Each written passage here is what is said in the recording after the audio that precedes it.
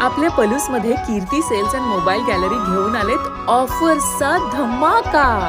कोणत्याही कंपनीचा मोबाईल खरेदी करा आणि मिळवा आकर्षक गिफ्ट। शिवाय सर्व कंपन्यांचा फायनान्स व कॅशबॅक ऑफर। सर्व नामांकित कंपन्यांचे मोबाईल व ॲक्सेसरीज मिळवण्याचे एकमेव ठिकाण Kirti sales and mobile gallery, Meenakshi Chitramandir समोर, कराड तासगाव रोड, पलूस। प्रोप्रायटर कुलभूषण शीतल सावळवाडे।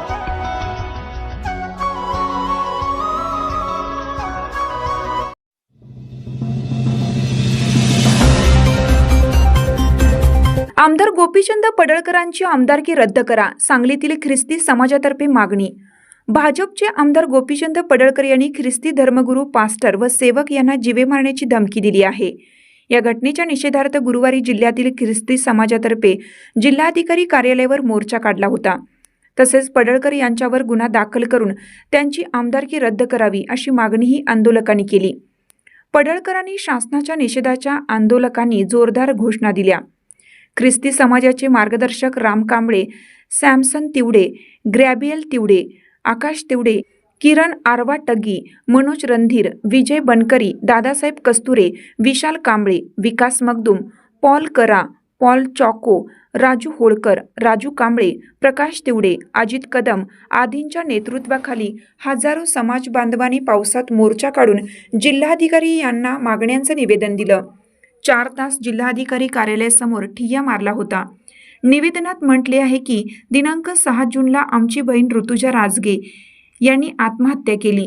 या घटनेचा तपास पोलीस करीत आहेत, पण आमदार गोपीचंद पडळकर यांनी या घटनेचा फायदा घेऊन समाजामध्ये अशांतता, दहशत निर्माण करण्याच्या उद्देशाने दिनांक 17 जूनला सांगलीमधील राम मंदिर चौकात सभा घेऊन प्रसार माध्यमातून भाषणात ख्रिस्ती पाद्री धर्मगुरू यांचा सैराट करा, त्याची जबाबदारी मी स्वीकारतो असं म्हटलं आहे। या प्रकरणी पडळकर यांच्यावर गुन्हा दाखल करून त्यांची आमदारकी रद्द झाली पाहिजे अशी आक्रमक मागणी ख्रिस्ती समाजाने केली।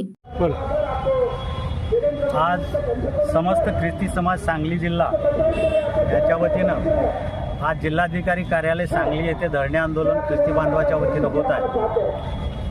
ते कारण असं आहे, त्या सांगलीमध्ये एक प्रकार झाला की ऋतुजा रोजगे यांची आत्महत्या झाली आणि ती आत्महत्या कशानं झाली, काय झाली, कुणाला माहीत नाही।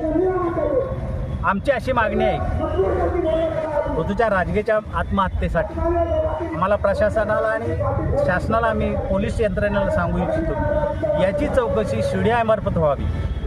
या मोर्चाच्या वतीनं CBIची चौकशी व्हावी ही मागणी आहे आणि त्या चौकशीमध्ये जे जे दोषी असतील त्यांच्यावर कायदेशीर कारवाई करावी ही आमची प्रमुख मागणी आहे। तिचं आत्महत्या केली, जे दुःख झाले त्या दुःखामध्ये आम्ही सगळे ख्रिस्ती बांधव त्यांच्याबरोबर आहोत। ते दुःख झालेलं आहे, त्या दुःखाचं सांत्वन प्रभू येशू ख्रिस्त करेल असा आमचा विश्वास आहे। तो एकमेव करणारा विश्वास आहे आणि म्हणून त्यांच्याबरोबर आम्ही आहोत, त्यांच्या दुःखात आम्ही सामील आहोत आणि म्हणून त्यांची CBI चौकशी आहे। त्याच्यामध्ये जर चौकशीमध्ये आमचा पालक जरी दोषी असेल तर त्यालाही शिक्षा झाली पाहिजे, ही आमची ठाम भूमिका। पण विनाकारण पालकांचा काही दोष नसताना त्यांना जर षडयंत्र राबवत असतील तर गोपीचंद पडळकर हे षडयंत्र रचत आहेत आणि त्यांना ह्याच्यामध्ये गोवत आहेत, तर त्यांचा आम्ही निषेध करतोय। गोपी पडळकर या ठिकाणी गोपी पडळकर जे बोललेले आहेत, ख्रिश्चन समाजाला जे टार्गेट केलेलं आहे, हा RSSचा अजेंडा आहे। मी मुख्यमंत्र्यांना सांगू इच्छितो की मुख्यमंत्र्यांनी त्यांना आवरावं, त्यांना ताकीद द्यावी।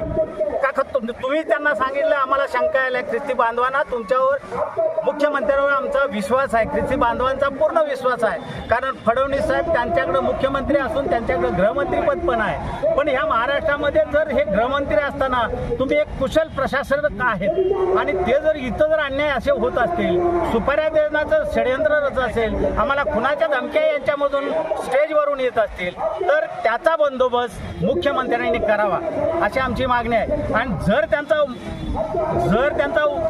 त्यांनी बंदोबस्त नाही केला तर ख्रिस्ती बांधव तमाम या महाराष्ट्राचा ख्रिस्ती बांधव ह्या येत्या अधिवेशनामध्ये लॉंग मार्च काढून त्या अधिवेशनावर ही मागणी आम्ही करणार आहोत। या ठिकाणी आज गोपीचंद पडळकर यांच्या विरोधात काय करणार? आज गोपीचंद पडळकरच्या विरोधात या ठिकाणी आमची मागणी आहे की गोपीचंद पडळकर यांच्यावर ताबडतोब गुन्हे दाखल झालेच पाहिजेत।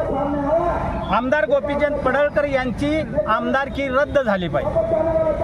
आता महाराष्ट्रातील ह्यानं जे सुपारी देण्याचं जे काम केलेलं आहे, कुणालाही मारा असं जे दिलंय, तेव्हा आमचा पालक वर्ग भयभीत झाला आहे. त्या भयभीत झालेल्या पालकांना, त्यांच्या कुटुंबांना संरक्षण मिळावं. त्याचबरोबर महाराष्ट्रातील सर्व उपासना मंदिर चर्चेस आहे, तिथं बंदोबस्त आम्हाला मिळावा. आणि ऋतुजा राजगे आत्महत्येची CBI मार्फत चौकशी हो, ही आमची प्रमुख मागणी आहे.